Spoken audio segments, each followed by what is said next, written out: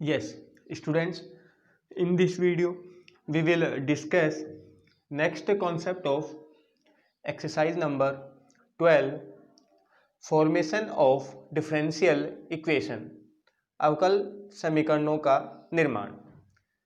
देखिए students, previous video में मैंने आपको डिफरेंशियल इक्वेशन और उनके ऑर्डर और डिग्री के बारे में बताया। इस वीडियो में हम डिफरेंशियल इक्वेशन कैसे बनाई जाएंगी, उनका फॉर्मेशन कैसे होगा, वो डिस्कस करेंगे। उससे पहले मैं आपको एक चीज बताना चाहता हूं। आर्बिट्रेरी कांस्टेंट, स्वेच्छ अचर।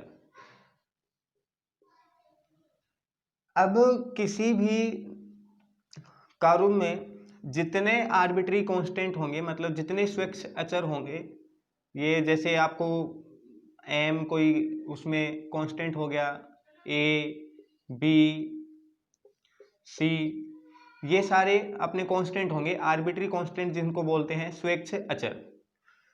अब किसी भी कर्व का जो हमें इक्वेशन है उसमें जितने कांस्टेंट होते हैं, उसके लिए डिफरेंशियल इक्वेशन अगर आप बनाना चाहते हो तो उतनी ही बार उसको डिफरेंशिएट करेंगे जितने कि उसमें कांस्टेंट हैं। आपको ये बात समझ आई? अगर उसमें एक ही कांस्टेंट है तो आप उसे एक ही बार डिफरेंशिएट कर सकते हैं। दो कांस्टेंट हैं तो उसमें आप मैक्सिमम 2 बार डिफरेंशिएट कर सकते हैं। तो फिर आपका टास्क होता है कि डिफरेंशियल इक्वेशन जब आप बनाने बैठो तो जो आपको कर्व की इक्वेशन दी गई उसमें जो कांस्टेंट है उनको आप एलिमिनेट करो, उनको आप खत्म करना है। तो मैं आपको इसमें ये बता दूं कि कैसे ऑब्टेन की जाती है डिफरेंशियल इक्वेशन।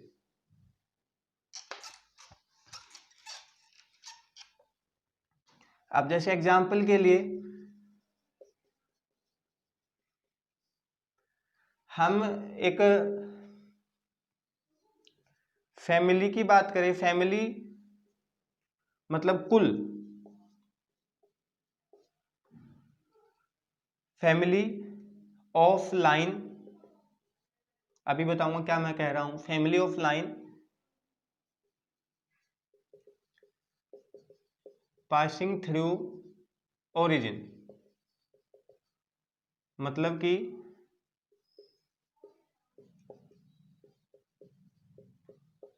मूल बिंदु से गुजरने वाली रेखाओं का कुल, कुल मतलब परिवार, फैमिली। तो आप सभी को पता है कि y is equal to m x, ये आपको बताया भी हुआ है 11th क्लास में भी और अभी भी। y is equal to m x, ये जो लाइन है ये हमेशा किससे पास होती है? ओरिजिन से पास होती है, मूल बिंदु से गुजरती है। समझ पा रहे हो ना? क्योंकि y is equal to m x plus c, और अगर c का वैल्यू 0 हो जाता है तो यही लाइन किससे पास हो जाती है, किससे गुजर जाती है? 0 0 से। तो अब इस कर्व का हमें निकालना है डिफरेंशियल इक्वेशन।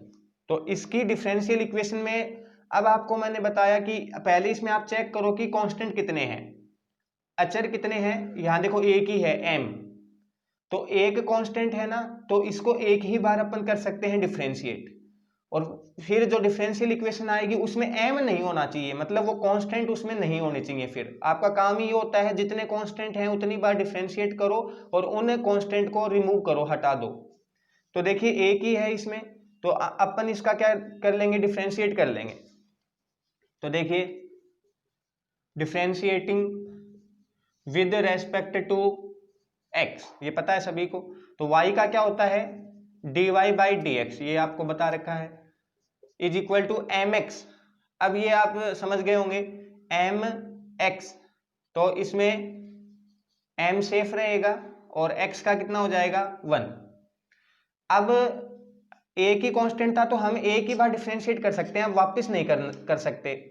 और आपका टास्क ये है, आपका काम ये होगा कि अब इस m को यहां से हटाना है। तो देखो अब ये m की वैल्यू आ गई dy बाई डी एक्स, ये m की वैल्यू हो गई ना ये। कितनी dy बाई dx, और ये वैल्यू अपन वापस रख देंगे m की जगह। तो देखो क्या बन गया ये y इज इक्वल टू, अब m की जगह dy बाई dx डाल सकते हो आप, क्योंकि m किसके इक्वल है, dy बाई dx के, और साथ में कौन आ गया, ये x था ही। तो ये बन गई आपकी डिफरेंशियल इक्वेशन। ये बन गई क्या, डिफरेंशियल इक्वेशन, अवकल समीकरण। किसके लिए, y is equal to m x के लिए, समझ गए ना। y is equal to m x का डिफरेंशियल इक्वेशन ये होगा। एक कांस्टेंट था उसको हटा लिया हमने, अब देखो इसमें कांस्टेंट नहीं है, m नहीं है, और जितने कांस्टेंट होते हैं, बार बार मैं कह रहा हूं, उतनी ही बार आप डिफरेंशिएट कर सकते हैं, उससे ज्यादा बार नहीं। और देखो एग्जांपल्स,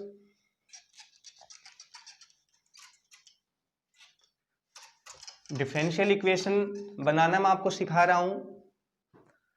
अब अपन बात करें फैमिली ऑफ सर्कल, समझ गए, सेंटर 0 0 हो, विद सेंटर 0, 0। कहना क्या चाह रहा हूं, ऐसे सर्कल, सर्कल तो आप सभी को पता है, फैमिली मैंने बताया परिवार या कुल, तो ऐसे सर्कल जिनका सेंटर 0 0 हो। पहले तो आपको सभी को पता है, जैसे ये सर्कल है, सेंटर कितना दिख रहा है, 0 0, ये सर्कल है, इसका सेंटर 0 0, तो ये सारी फैमिली आ गई उसमें, समझ रहे हो ना। तो इसका जो ये कर्व है, इसका इक्वेशन आप सभी को पता है, x square plus y square is equal to a square या आर स्क्वायर, रेडियस होता है ना। तो ये इक्वेशन होती है उन सभी सर्कल्स की जो जिनका सेंटर कितना है, 0 0। अब इसके लिए मैं ऑब्टेन करना चाहता हूं डिफरेंशियल इक्वेशन, अवकल समीकरण। तो अब इसमें भी देखो कितने कांस्टेंट है, इसमें a, ये एक ही है ना, आर्बिट्री कांस्टेंट, स्वेच्छ अचर, तो एक ही बार डिफरेंशिएट कर सकते हो, और इस a को फिर हटाना है हमें। तो देखो इसमें भी क्या करेंगे अपन, differentiating with respect to x, तो x स्क्वायर का सभी को पता है कितना, 2x, y स्क्वायर का पहले 2y, और y का वापस करेंगे dy बाई dx, ये प्रैक्टिस होनी चाहिए। और a स्क्वायर मतलब ये a कांस्टेंट है, तो उसका स्क्वायर भी एक पूरा कांस्टेंट होगा ना, नियतांक, और उसका डिफरेंशिएशन, उसका अवकलन कितना हो गया, 0। तो आप देखो ये इसमें यही आपका आंसर हो जाएगा, क्योंकि इसमें कोई कांस्टेंट नहीं है, जो a था वो 0 बन गया ना।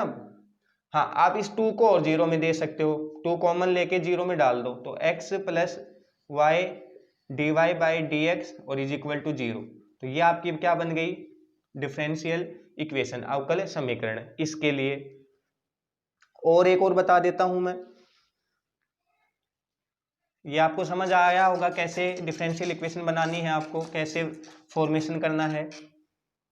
जैसे एक सिंपल मैं इसमें एग्जांपल लूं, y is equal to a x square plus b x plus C.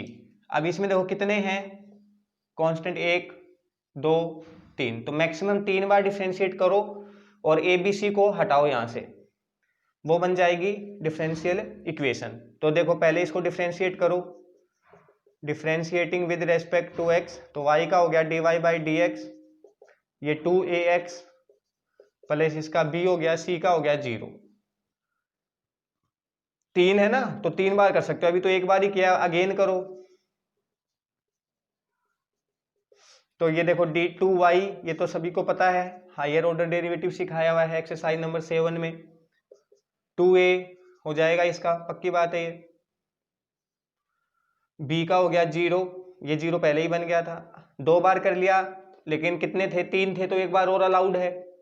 Again differentiating with respect to x, तो देखो d3y dx क्यूब, अब 2a, इसका भी कितना हो गया, 0। अब देखो इसमें ये आपकी आ गई डिफरेंशियल इक्वेशन, क्योंकि इसमें कोई कांस्टेंट नहीं है, इसको ही क्या कहेंगे, इसके लिए डिफरेंशियल इक्वेशन, अवकल समीकरण। तो इस प्रकार से आपको ये फॉर्मेशन करना है। अच्छे से वीडियो को समझें और पॉज करते हुए नोट करें।